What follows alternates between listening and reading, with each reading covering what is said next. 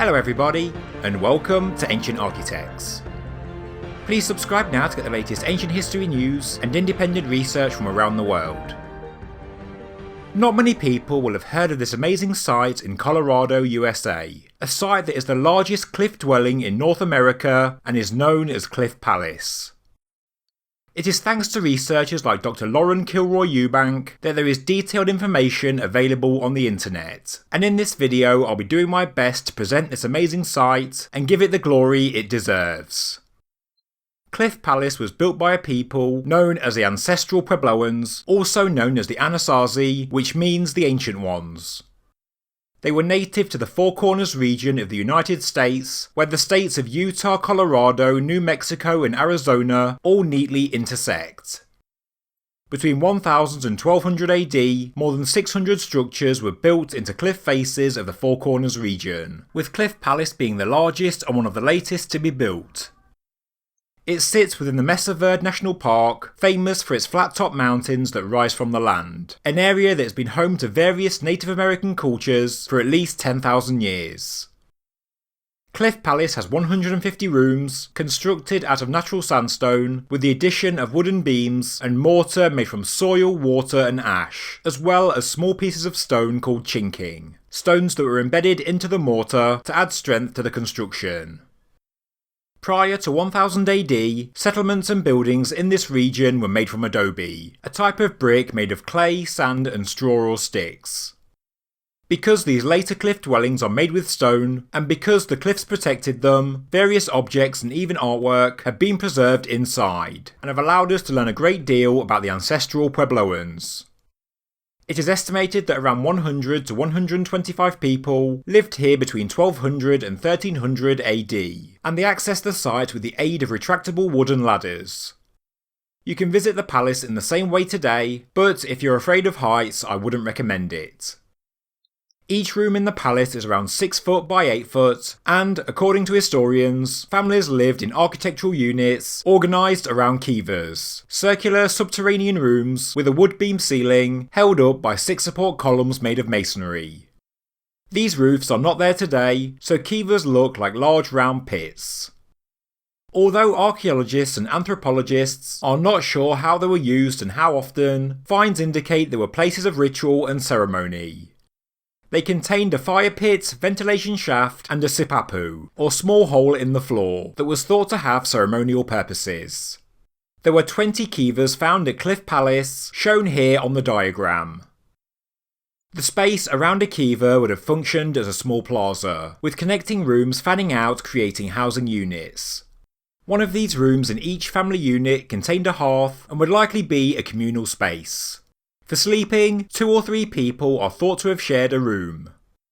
Rooms were originally plastered in bright colours, including red, white, yellow, pink or brown, and in places you can still see traces of the people who constructed these buildings, such as handprints or fingerprints in the plaster and mortar. A number of painted murals still exist as well, including geometric designs, animals and plants, which give us a fantastic insight into the lives of these people. The artwork shown in this picture, known as Mural 30, is thought to portray the landscape, a mural very similar to others found in other cliff dwellings. The red band at the bottom is thought to symbolise the earth and the horizon, with the lighter part being the sky.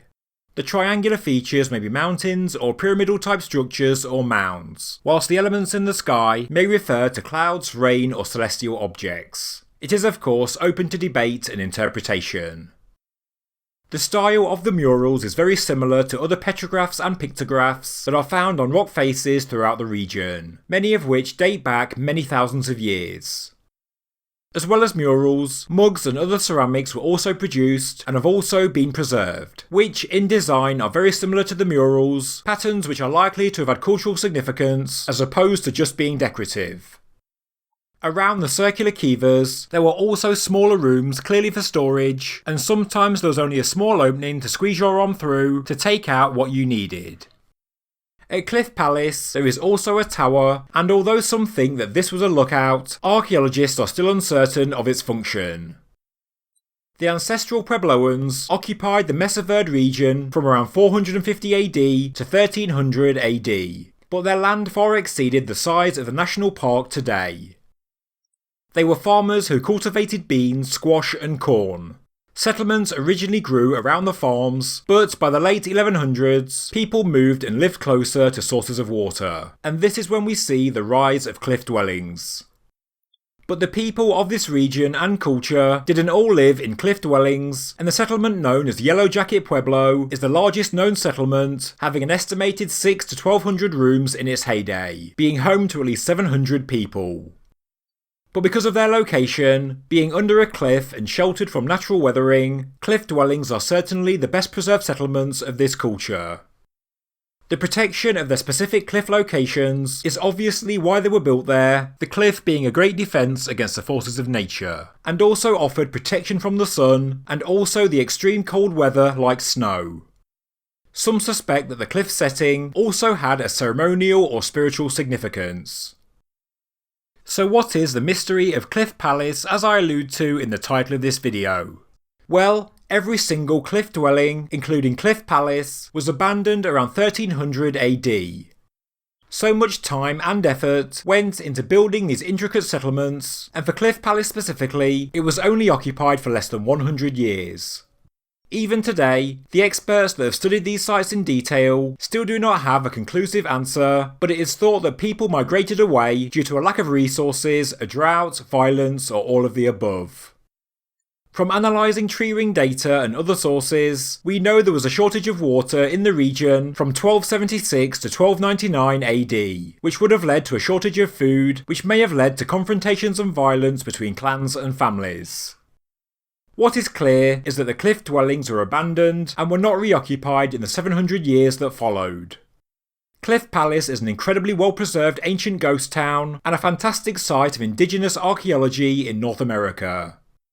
This video is just a short overview, and if people are interested, I can go into more detail in the future. But for now, like I've done with other videos in recent months, I'll end this video with a slideshow of some beautiful pictures of Cliff Palace and other cliff dwellings and cave art of the Ancestral Puebloans.